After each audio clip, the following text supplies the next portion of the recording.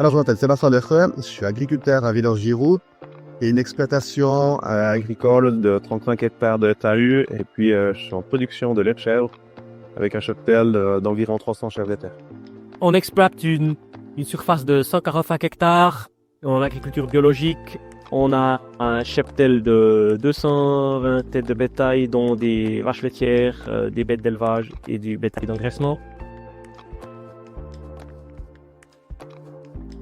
Alors, pour la récolte, pour la première coupe, on essaye de venir assez tôt, fin avril, début mai, afin de faire une coupe de nettoyage et puis d'éviter que la luzerne soit trop montée et puis pour garantir une bonne digestibilité des tiges. Et puis ensuite, l'intervalle entre les coupes, on essaye d'avoir 5-6 semaines maximum. Et puis niveau pratique, pour la fauche, on travaille avec une faucheuse à assiette et puis un éclateur à dents, tout ce qui est plus conventionnel. Je fais simplement d'ouvrir l'éclateur tout grand afin de pas trop la taper. Au moment de la journée, ce qui est le plus important pour moi, c'est que le sol soit ressuyé, qu'on n'abîme pas le terrain. La luzerne ne supporte pas du tout le tassement en conditions mouillées, et puis c'est pour vraiment éviter de faire des trous dans la parcelle. Donc vraiment que ça soit le plus ressuyé possible. Ce qu'on essaye, c'est de faucher dans des conditions sèches, si possible. Donc, idéalement, on fauche en fin de journée. Le stade de fauche, on n'est pas trop regardant. Ce qu'on fait, c'est qu'on essaye de la laisser venir en bourgeon à la deuxième coupe. Actuellement, on fauche avec un combiné de fauche de faucheuse à tambour avec conditionneur à fléau. Et puis, on est en train de faire la transition sur un système de conditionneur à rouleau. On a à peu près 5 semaines entre chaque coupe. Puis arrivé à l'automne, on est entre 6 et 7 semaines. Donc sur l'année, on arrive à faire en tout cas 4 coupes. Et puis en général, on arrive à faire une petite 5e coupe. Tard à l'automne. La hauteur de fauche, c'est quelque chose de primordial. Moi, j'essaie de faucher en dessus de 7 cm. C'est vrai que ça paraît beaucoup. Mais en même temps, ça va nous simplifier les passages suivants avec les autres machines, que ce soit au fanage, à l'endainage ou au chargement. On évite de salir le fourrage. Le fourrage a moins de contact avec le sol. Surtout des années mouillées, potentiellement notre fourrage il sèche aussi mieux parce qu'on a une meilleure ventilation. Au niveau du fanage, je dépais la luzerne quasi immédiatement après la fauche, dans les 2 à 3 heures qui suivent. Et puis, donc avec une pirouette 8 éléments normale, on fait juste attention de faire tourner en dessous des 400 tours minutes de prise de force. Et puis, je donne qu'un seul coup de faneuse. Je donne pas de deuxième coup sur tout le reste du processus. En général, on donne un coup de fanage direct après la fauche pour répartir le fourrage sur toute la surface. On essaye déjà de l'épandre d'une certaine largeur à la fauche. Et de nouveau, ça dépend des conditions météorologiques qu'on a. Si le sol est mouillé, si le sol est sec, ça va varier. Et après, en fonction de la chaleur et de la température qu'on a, on va donner un deuxième coup de pirouette ou plutôt préféré de mettre un ondain tôt pour économiser un passage de pirouette, quoi.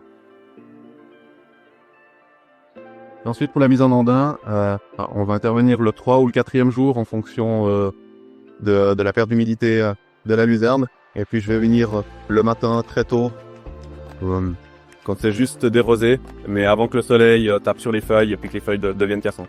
Là pareil, ce qui est important, c'est de vraiment travailler lentement avec peu de tours minutes de prise de force afin de ne pas la capter.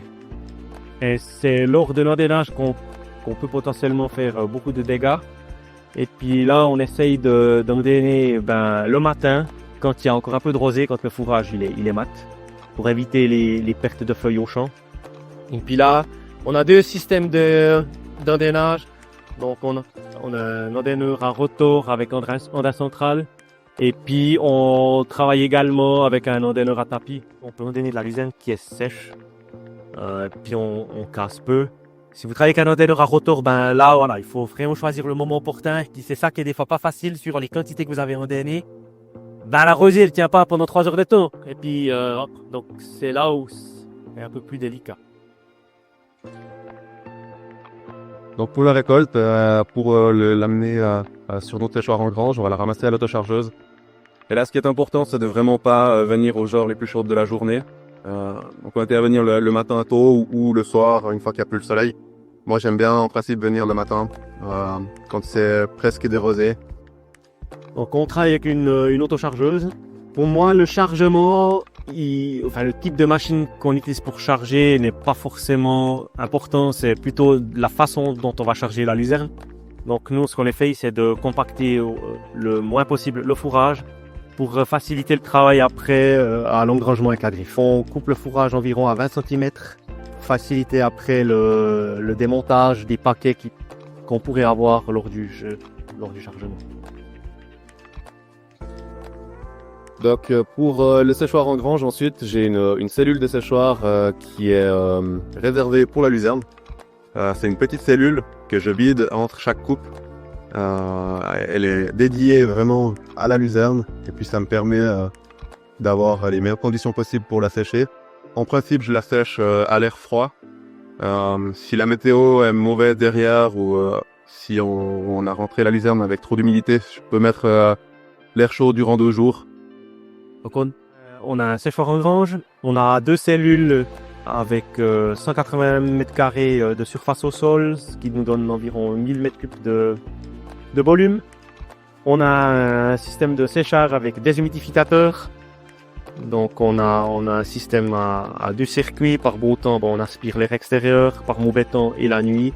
On fait un circuit fermé pour accélérer le processus de séchage, pour garantir une qualité, on va dire, irréprochable de notre fourrage. Niveau structure du fourrage sur le tas, du fait qu'on ait des tiges assez grossières dans la luzerne, le fourrage, il va beaucoup mieux laisser passer l'air que si vous prenez une prairie qui est riche en graminées ou qui est riche en trèfle blanc. Parce que ça, le tassement du fourrage même sera moins conséquent. Donc même avec un séchoir conventionnel, pour moi, il y a aucun souci. Après voilà, il faut que la météo derrière suive, pas qu'on ait 3 semaines de pluie. Mais voilà, là on a différentes possibilités pour donner un petit appoint pour pouvoir garantir une qualité derrière. Alors la luzerne, c'est un produit qui est très bien adapté à la chèvre laitière et à la production laitière en général. C'est un fourrage que j'utilise pour amener de la fibre dans la ration ainsi que des protéines. Si on arrive à ramener toutes les feuilles de la luzerne, on a des très bons taux de protéines, ce qui en fait un fourrage très bien adapté pour être performant en production laitière. Et puis en faisant de la luzerne relativement jeune, avec des tiges plutôt fines, on arrive à amener un très bon taux de fibres dans la ration qui va favoriser la rumination. Donc la réflexion de base de produire la luzerne était simplement d'optimiser en fait notre qualité de fourrage de base via la production biologique. Pour moi, la luzerne, c'est une plante magique parce qu'elle nous rapporte de la protéine, elle nous rapporte de la structure dans la ration. Et puis en fait, c'est ces éléments-là qu'il nous faut pour faire fonctionner la panse d'une vache. Alors au niveau des conseils pour la culture de la luzerne, c'est de la considérer vraiment comme une culture à part et pas de vouloir la travailler comme une prairie artificielle ou une autre prairie. Donc vraiment éviter les conditions mouillées. Et puis le but, c'est vraiment de toujours penser au produit final, à venir travailler la luzerne uniquement quand il n'y a pas trop de soleil dessus, que les feuilles ne sont pas cassantes. Et puis ensuite, je pense que c'est une culture qu'il faut quelques années pour appréhender. Moi, ça doit faire 6 ou 7 ans que j'en mets. Je commence tout juste à la maîtriser un peu correctement. C'est une culture qui souffre aussi les années mouillées. Il faut de la persévérance et puis ne pas abandonner après 1 ou 2 années si les résultats sont moyens. Et puis dès le moment où on arrive à la maîtriser, on est sur un super fourrage avec des productions de quantité et de qualité assez incroyables. La luzerne, c'est une culture comme une autre grande culture, donc il faut la soigner au niveau de la fumure.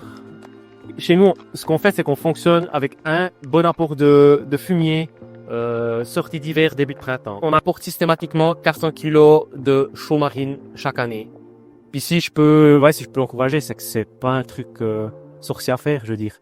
C'est quelque chose qui est pas compliqué à mettre en place et ça vaut le coup.